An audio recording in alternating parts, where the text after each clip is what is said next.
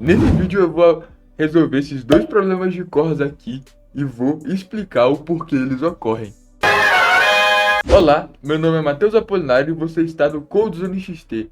Eu fiz aqui como eu sempre faço, eu sempre crio artigos aqui no meu blog para poder dar suporte a esse conteúdo que eu publico no meu canal no YouTube. E esse não é diferente. CORS, para quem não sabe, significa Cross Origin Resource Sharing. Em resumo, o CORS seria um mecanismo de defesa dos browsers para controlar o compartilhamento de recursos com origens diferentes. Ou seja, um site com domínio X requisitar algum recurso do domínio Y. Seria esse processo de defesa do browser. E como funciona o CORS? O CORS ele trabalha adicionando novos cabeçalhos HTTP que permitem configurar questões de origens válidas para consumir os recursos. Vamos então atacar esse primeiro problema e entender o porquê que ele ocorre. Primeiro de tudo, vocês têm que entender que esse problema, ele significa que o nosso servidor, que está hospedado em uma origem diferente do nosso cliente, ele não especificou quais origens que ele permite, que ele aceita. Por isso, ou seja, ele não está enviando nos cabeçalhos da resposta esse cabeçalho Access Control Allow Origin. Então, não dá para identificar quais são as origens válidas para consumir aquele recurso do servidor. É isso que esse erro indica. E para a gente resolver ele, basta a gente... Eu trouxe aqui a solução para vocês.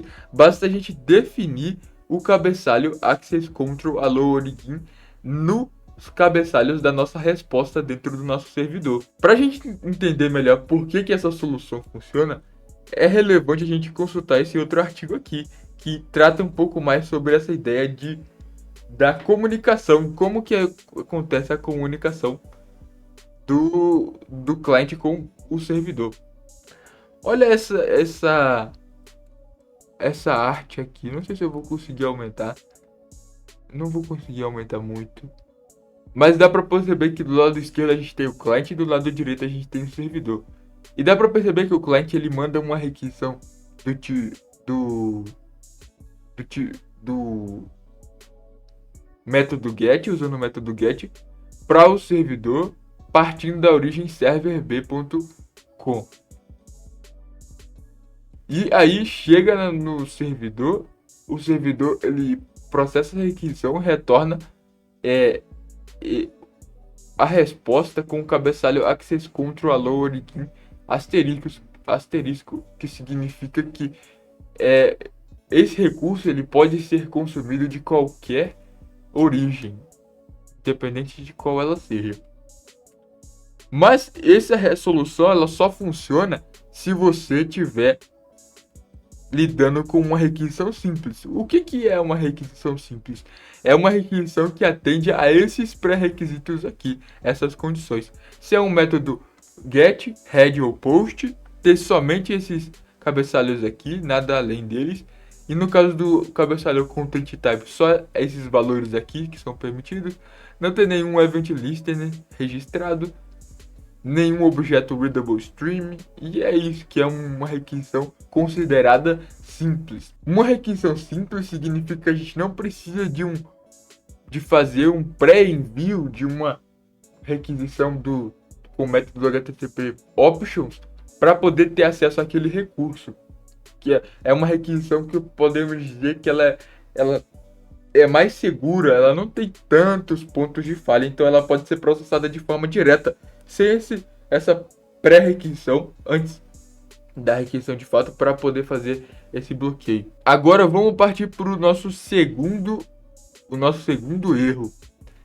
Esse segundo erro aqui ele já é uma requisição mais completa, ou seja, que exige o envio de uma pré-requisição de configuração para poder fazer esse tratamento.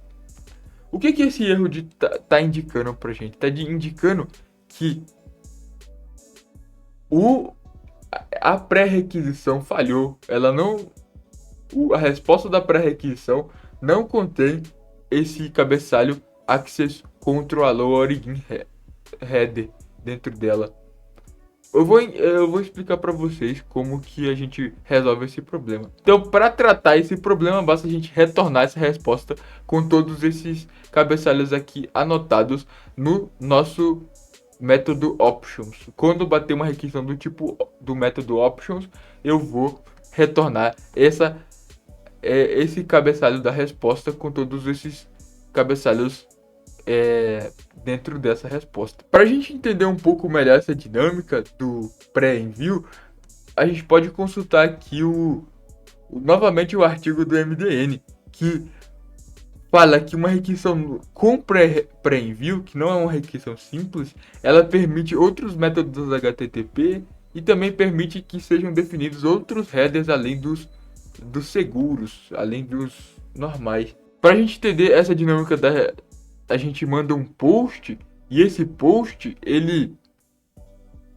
não é enviado diretamente o post, ele primeiro envia uma pré-requisição, o cliente envia uma pré-requisição com o método options.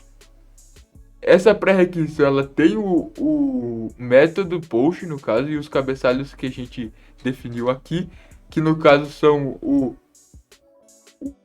xping, esse xping order e esse content type. Ambos são inscritos nessa requisição. Aí o servidor, como eu mostrei aqui para vocês, ele vai retornar para a gente uma resposta de sucesso já com aqueles cabeçalhos anotados. Se vocês forem parar para olhar aqui, vocês vão ver que ele tem todos esses cabeçalhos já inscritos.